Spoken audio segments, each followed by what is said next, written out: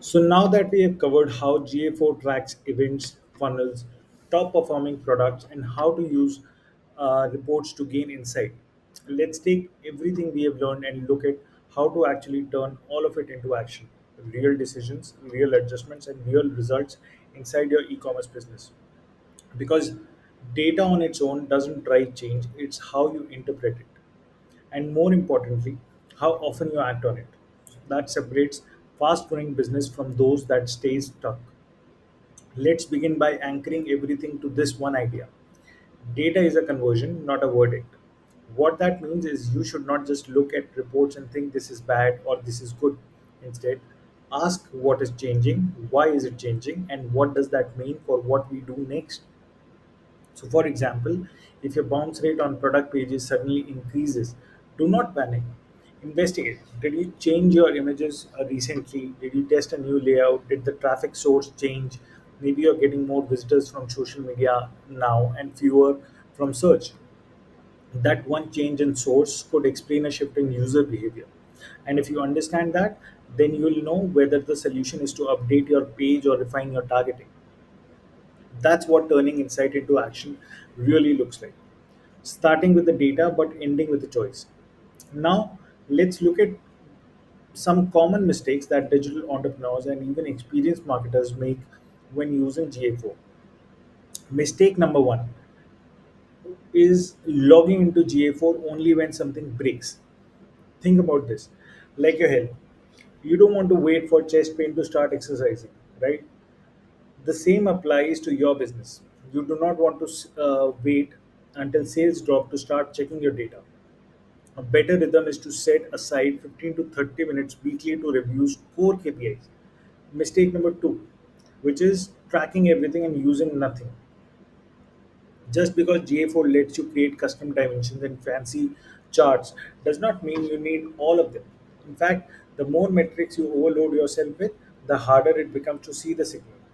The goal is not to become a data expert again, I'm saying, it's to become an action expert. Always ask, what will I do differently if this number goes up or down? If you do not have a clear answer, maybe that metric does not belong in your dashboard. Mistake number three, it's not involving your team. If you are the founder or owner and you are the only one who ever checks analytics, then you are carrying too much decision making weight alone. Involve your marketer, your product designer, even your customer service lead. Ask them to look at one report every week and bring their observations to your next sync. So, when everyone brings a data point tied to their role, the whole business gets sharper. Mistake four is only looking at averages. Average conversion rate, average time on site, average revenue per user. Averages are helpful, but they often hide problems. Imagine your site has a 3% conversion rate. That sounds fine, right? But what if mobile users convert at 1% and desktop users at 5%? Now you have something to fix. That insight was hidden inside the average. So, whenever possible, since slice the data by device, channel, location, and product category. This is how you'll find the gold. Mistake number five is ignoring what customers do after they leave. GA4 won't tell you everything about post purchase behavior, but it can show you repeat visits, return frequency, and how traffic performs over a longer window. So let's say someone buys from your store today. You might think the job is done, right? But if they never come back and your retention is weak, and if 20% of buyers return within 7 days, that's a good sign. Now ask, what brought them back? Did they come through a post purchase email? Did they browse more products because your packaging or delivery experience was great? Combine that behavioral data with customer feedback and reviews to create a full picture. This is what smart growth teams do. They connect the dots between data and action. Now let us shift to weekly practices that can help you stay ahead using GA4. If you are a founder, spend every Monday morning reviewing your three most important numbers. Maybe that is revenue, returning users, and conversion rate. You don't need to check 50 charts, just those three. Then pick one deeper to explore. Maybe you compare conversion rates between two product pages or review where your abandoned carts are happening. If you're a marketer, Use GA4 to measure how your campaigns are performing beyond surface metrics. Instead of just looking at reach or clicks, dive into bounce rates, scroll depth, and time on site. If you're a product owner or a designer, track how users are interacting with key sections. Are they watching your product video, clicking tabs, using filters? These behaviors can inform your UI and UX decisions. And if you're in customer support, GA4 can show you which FAQs gets the most views, which pages get stuck with the highest bounce rates, and even which devices causes friction. For small teams, this habit of each person owning one part of the analytics makes the whole company more agile. You're not just reacting, you're proactively learning. Now, let us talk about building a data driven culture. Even if your team is very tiny, first, remove the fear of data. Many people feel like analytics is only for technical or math heavy roles, but GA4 is not about numbers, it's about stories. The story of what your customers are doing, so frame it that way. Instead of saying let's review metrics, say let's look at how customers are behaving this week. That small language shift can get your even your non-technical teammates involved. Second is celebrate insights, not just outcomes. Let's say your team ran a campaign that did not convert, but in reviewing GA4, you realize the new block format increased the time on site. That's a win worth acknowledging. Or maybe a new landing page failed to lift sales, but it reduced bounce rate. These signals tells you what to keep testing and celebrate those learning, because a team that's curious becomes a team that improves. Third is create visibility. Don't let GA4 live in a silo. Instead, create a shared dashboard or weekly snapshot that gets posted in your team Slack or Monday.com board. You could even start every Monday meeting with here's one thing the data told us last week. This builds a habit of looking at the numbers together, asking better questions, and aligning across functions. And finally, keep it simple. Use plain language dashboards. Label reports in everyday terms. Instead of user acquisition source by UTM parameter, say where our traffic came from this week. Do not impress, always communicate. That's how culture sticks. Now, to make this practical, here's a monthly store performance audit you can run using GA4. It will take you less than 60 minutes and can guide your strategic decisions for the next 30 days. Start with traffic trends. Did your sessions go up, down, or stay flat? Which channels grew? Which declined? What percent came from new user versus returning users? If new users went up but conversions didn't, your offer might not be appealing. If returning users dropped, maybe your emails are not re-engaging well enough. Next, review top pages by engagement. Which product pages had the most time spent, which had the highest exit rates? Are people spending more than 2 minutes on your bestsellers, uh, but bouncing quickly from your gift sets? That tells you which collection needs content updates or better design. Third, check your funnel. How people viewed a product, added to cart, reached checkout, and completed a purchase. Where is the biggest drop? Let's say 2000 users viewed a product and 800 added to cart, but only 150 completed the purchase. That gap between checkout initiation and completion might be a signal. Maybe your shipping costs are too high, or the payment process is buggy on mobile. Next, look at device split, desktop versus mobile. If mobile traffic is 70% but conversions are half that of desktop, your mobile UX needs work. Maybe the CTA buttons are too small or the product images don't swipe smoothly. Then check your top five traffic sources. Which ones brought the most users? Which ones converted the best? Let's say Google search brought 5,000 users, but Insta brought only 2,000. But if Instagram converted at 4% and Google at 1.5%, that's a signal to optimize your search landing page or test new keyword targets. After that, explore product level performance, which SKUs sold the most units, which had the highest revenue, which had lots of page views but no sales. So the last group needs special attention. Either the price is off, or the offer is not clear, or the competition is beating it. Now When you have done all of this, check your top internal search terms. What are people looking for on your site? If lots of users are searching gifting or return policy, that tells you to make those pages more prominent. And finally, scan your events and micro conversions. Are people engaging with videos, clicking tabs, downloading guides? These soft signals build towards purchases. If your video view rate is up but sales are flat, maybe you need to shift where that video lives, higher on the page or in your ad creative. So the point of this whole audit is not to find problem, it is to find patterns. When you do this every month, you start to see what's changing and where to focus your energy.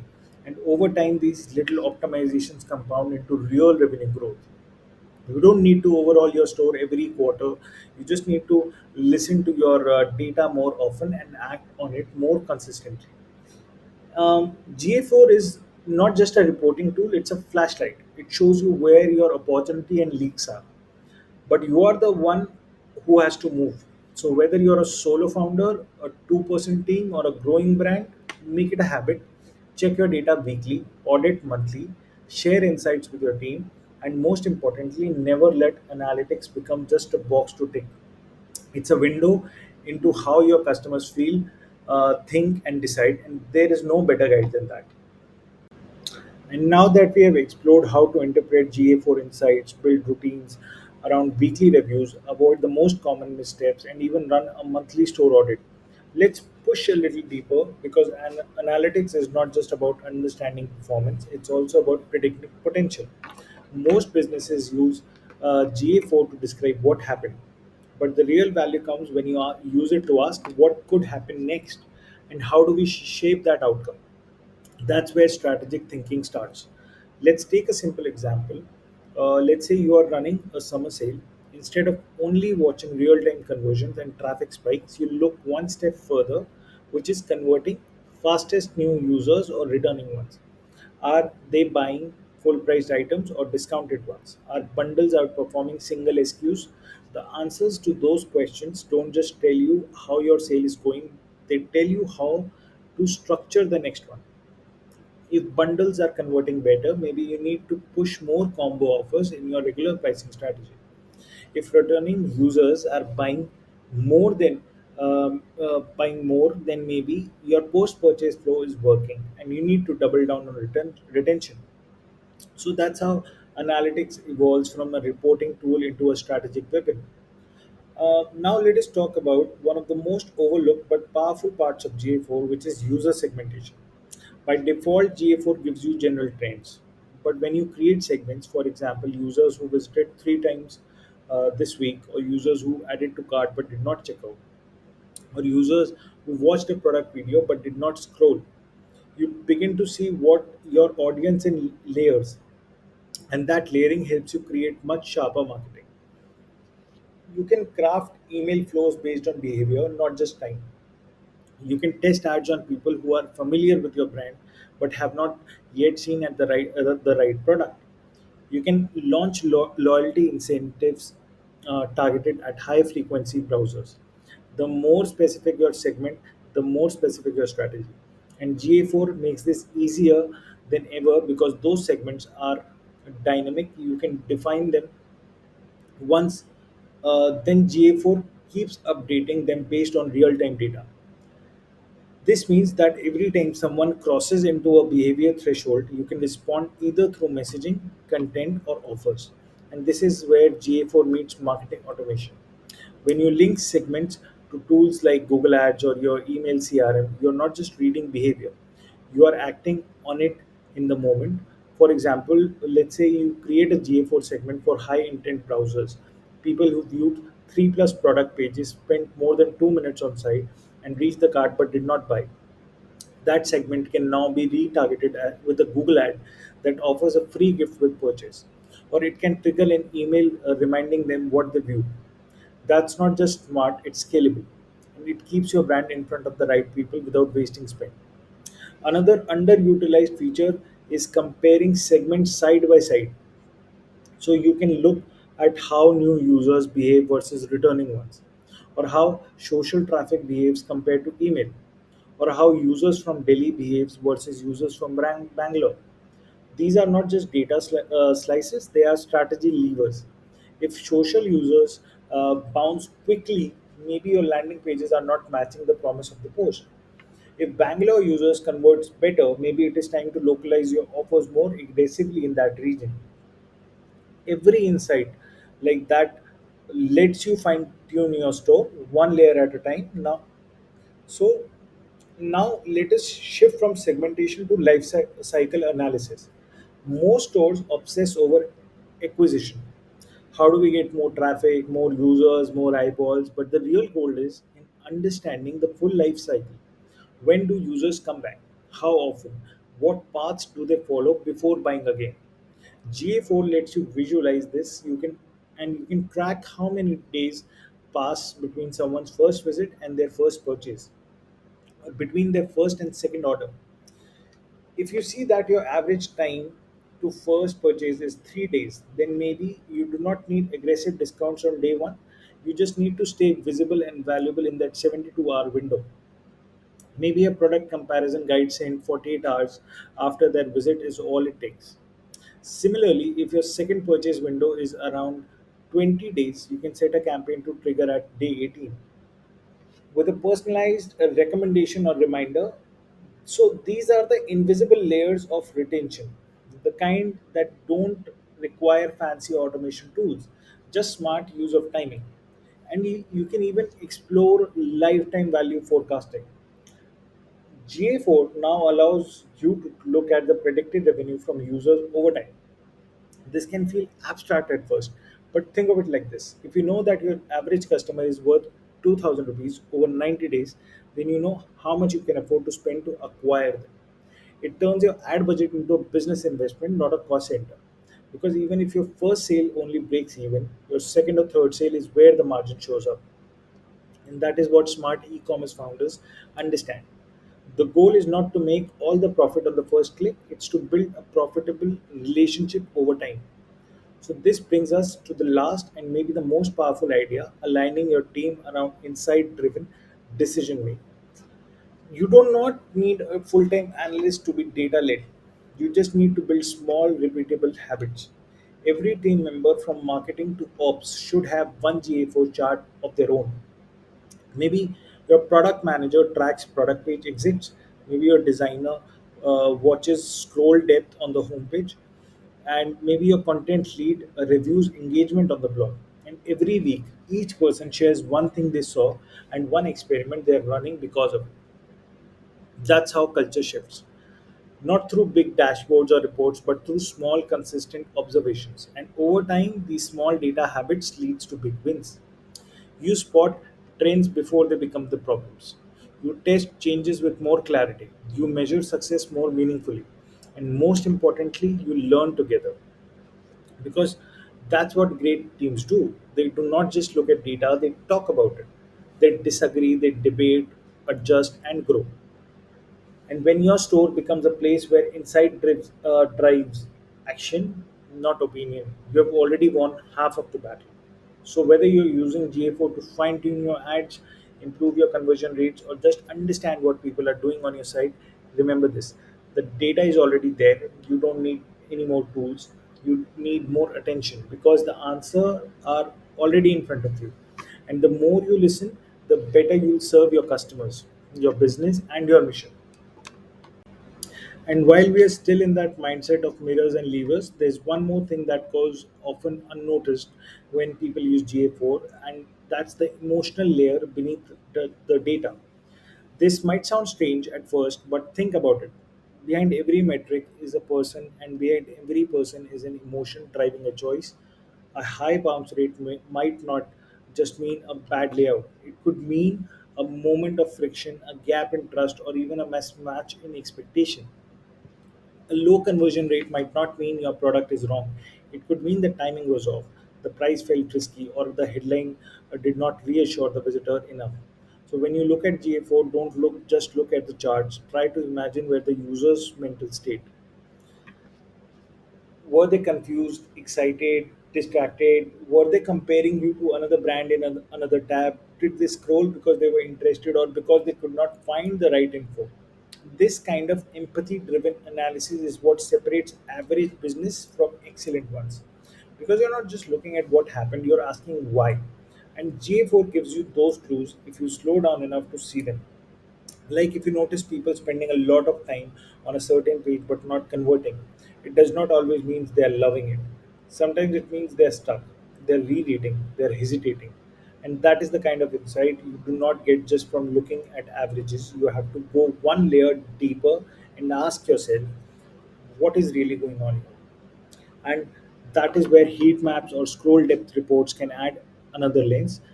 And that's also where session recordings, even if limited, can help validate your gut feeling.